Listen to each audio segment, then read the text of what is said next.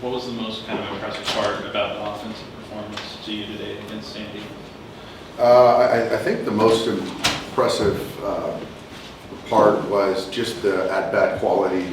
A guy that, you know, usually goes really deep into the game, and to stress him like that, 1 through 9, to win pitches, to kind of keep the line moving.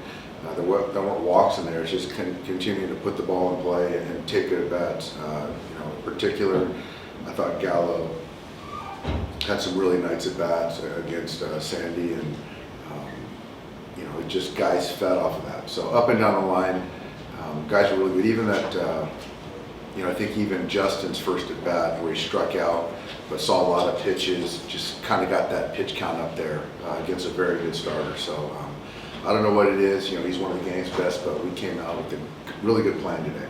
Has it seemed like you guys have been able to do that a lot, even against some of the better pitchers you faced this year, whether it's something like against Burns this week where you get them later or like that, you guys having success against even? I think so. It's always a challenge when you face guys with really good arms and good command. But I think obviously when you see guys more, you have more information. Some guys that we hadn't seen, and you know, we have a tougher time with guys we haven't seen. But yeah, I thought we had a really good game plan against those guys, and the hitters, to their credit, they did a good job executing today. Not that you didn't have a lot of belief in your offense before, but does a day like today just make you feel that much more confident about where you guys, what you might be able to do, you know, at the end of the season? This is a guy that a guy like this, you're gonna see in the postseason. You know, you're gonna have to beat 1s and 2s, and so to beat a guy like this, you know, says a lot for how good we can be. Was today a confidence moment for Joey, just first consecutive games of Dodgers, saying, obviously, you know, the defensive side has been there, but now that he's seen a couple more at-bats from him, it's been just continuous growth?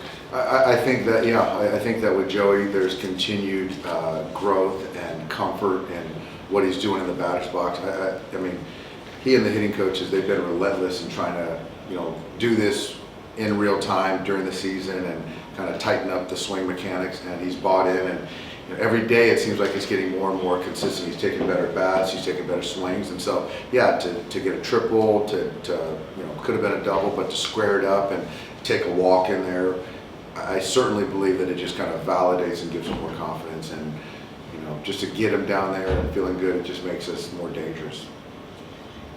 How do you see the balance of using Craig regularly in order to get him work versus having him dedicated closer in safe situations?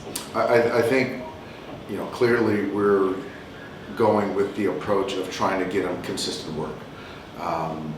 He's a guy that's closed many games in the biggest of leverage, so you know, my talks with him, it's more of just getting consistently out there so you get the feel, and you know, when it gets to a safe situation, then he can fall back on what he's been doing, as opposed to picking safe spots in particular and only using them in those situations. So we've got his buy-in, and today was really efficient, really good outing for him.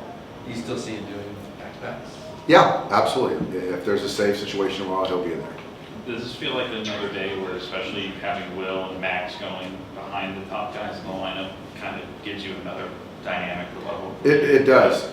You know, it's, you look at the first 3 guys, and Trey took 2 walks today, and then you got Freddie grinding out pitches and winning pitches and throwing out 3 hits, and Will doing the same thing. It's relentless, and obviously with Muntz, and he's going to see pitches, and he can hurt you with the long ball, which he did today. So it's a lot of stress on opposing staff.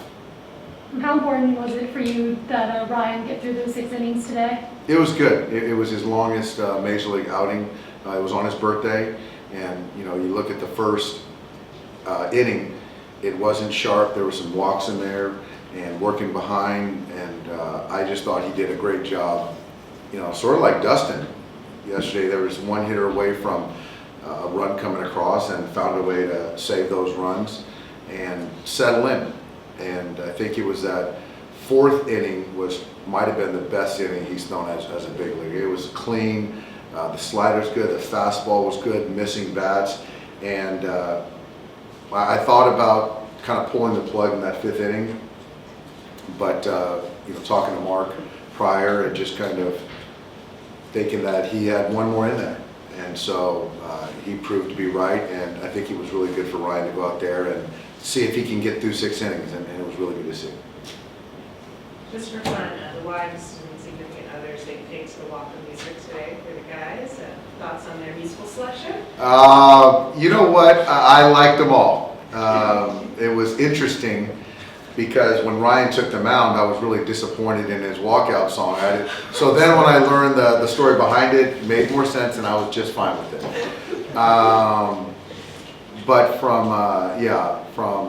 all the guys, there's a little bit more information than I got from these guys and their significant others. So it was a lot of fun, and I guess it worked. We threw out a lot of hits and a lot of runs today, so we might have to run that one back. Great, Dave. Watch out, I need to. Yeah, that's right. Wire, baby. That's right. Thanks, guys.